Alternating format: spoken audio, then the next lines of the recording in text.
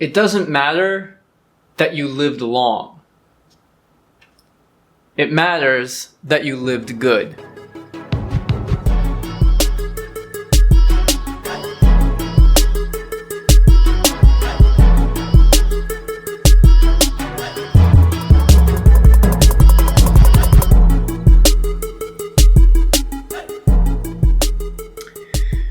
I've wanted to make this video for a while. When I first started off on YouTube and started to look at the personal finance YouTube community, and it's a great community, and it's huge, both the big YouTubers as well as the small YouTubers.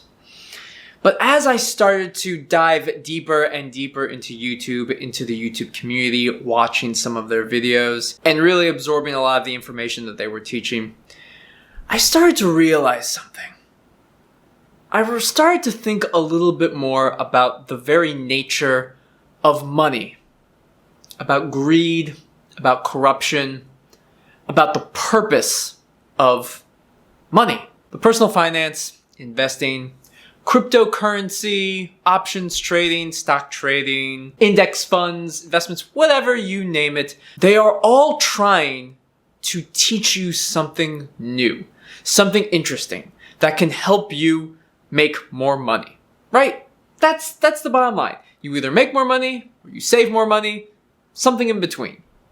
But all that they're doing is also trying to teach you things, and not just teach you a practical thing like, oh, I can use this app in order to get a free stock, or I can trade. They teach you things that help you change your mind about money, how you fundamentally think about money, the work that goes into creating and making money and keeping money, saving money, investing money. And I sometimes wonder whether or not we get trapped in this race of making money for the sake of money. When you see a lot of these YouTubers talk about buying real estate, and that the real estate money is then used to reinvest into new real estate or new stocks or whatever in order to just make more money. It's just using money to create more money. But for what? To what end? Why do we even do some of these things? Now, some people, it's very simple. It's getting out of debt. It's developing financial independence. It's to retire early. It's to start a company. And perhaps it is simply to buy peace of mind, financial security. Those are all very good things. Those are goals. Those are things where you use your money in an intentional way. It's not just for the sake of its creation. An idea that comes out of this that I have thought about is that of a master and slave. Many times we think about our smartphone as the slave. We control it. We tell it what to do. But sometimes we feel an addiction. We feel a need to be on this device. And so sometimes I think, who's really the master? Who's really the slave in this relationship? Food, agriculture. When it comes to plants, it's like, well, we have control over the plants. We grow these plants because we want them. They provide us with food. That's true. But I think in some way, you can also look at it the other way, that plants have, in a way, created a way for us to create more of them. Money has almost taken hold of us to find ways to make more of it, that they have turned us into the slave trying to replicate more of them. And I worry about greed. I worry about corruption. And you see it all the time. Day traders, people trying to sell you on the allure of money, of making hundreds of dollars or thousands of dollars in a day or a week. Warren Buffett and Benjamin Graham are probably two of my heroes. Warren Buffett in particular. I think Warren Buffett is a hero to many, many investors. Warren Buffett today is an incredible philanthropist. He's given away a ton of his money to charity, to good causes. But he wasn't always that way. When Warren Buffett was a billionaire, he had hundreds of millions, billions of dollars, his own personal net worth was fine. He didn't even have to worry about his investors. His investors were fine. He had a responsibility to the people who had invested money. with him, and he had satisfied. He certainly made a lot of gains. But when you consider the amount of money he had and his willingness to give that money away, I mean, we're talking about the 90s, the 80s here. Warren Buffett, he had a little bit of a cold heart. He didn't give a lot of his money to charities. Even 1% or 2% of his money, which is a blip. It's a blip for all intents and purposes. He didn't spend it on charity and giving. And it's not because he's not a charitable or giving person, but because he had a mindset about the value of money. And that money should be earned. It should be based on, in at least his case, sound investing decisions. But I don't like the idea that making lots of money hardens our hearts, that we don't want to give. And we know people like Graham Stephan talk about the value of money, that $1 now is worth $10 in the future. But $1 now can help somebody now, today, in the moment. And while it might sound like I criticize the personal finance, investing, the money, credit card, cryptocurrency, YouTube community, I do know that deep down, they also think about the same thing. That they also don't want to get caught up in just the money for the sake of money. That there is meaning behind it. That there is a goal behind it. And that ultimately it is helping people in the end. Having money gives you the capacity to do some truly amazing things.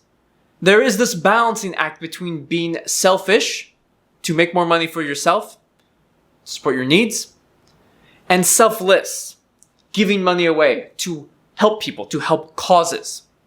The example that I think about the most is Bill Gates. Bill Gates has the Bill and Melinda Gates Foundation. Bill Gates, we all know, he made his fortune off of Microsoft. And yes, maybe during that time Bill Gates was kind of greedy. He was at one point the wealthiest person in the world.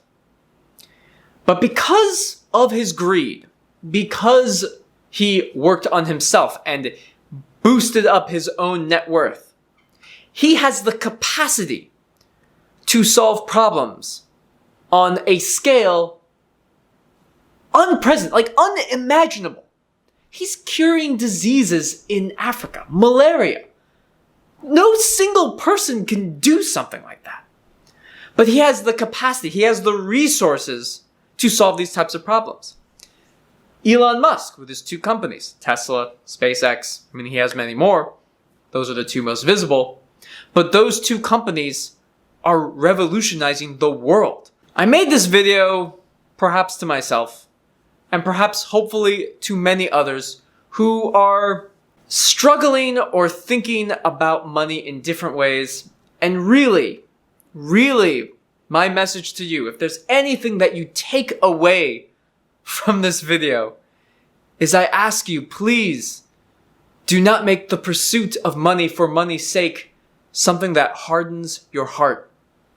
That you don't give to charity. That you don't make it part of your life to make the world a better place. And maybe that is through financial education. But there are some people, they are greedy. They're corrupt. They have made themselves a slave to money. And they don't use money to solve big problems.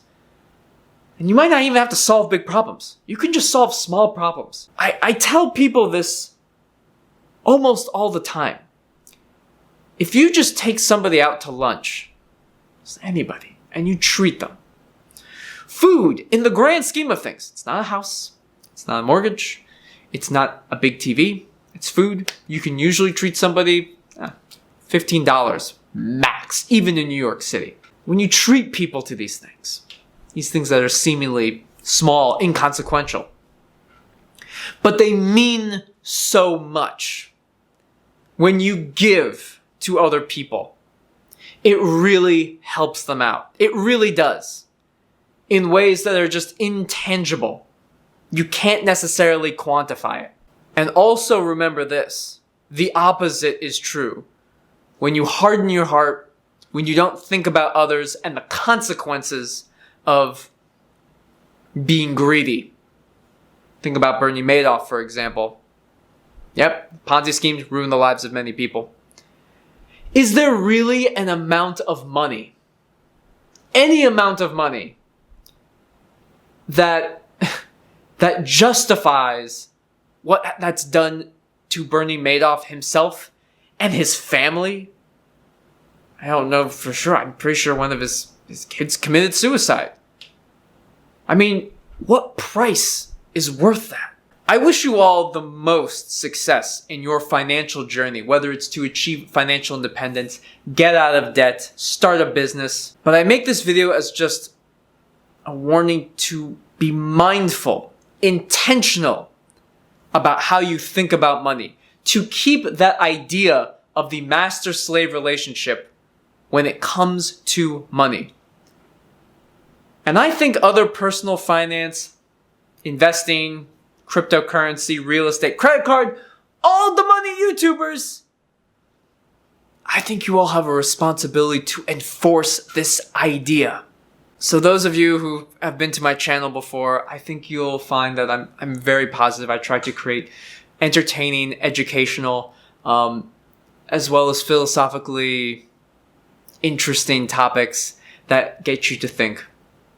And they're entertaining, they're fun, a little lighthearted. But when it comes to ideas about money, greed, corruption, and the things that we could do, the good that we have the capacity to give, and that we actively don't, I take that idea very, very seriously. Hence the tone of this video is a little serious. So please, don't harden your heart to people. Be good. Give. And that's all I have to say. I'll see you soon.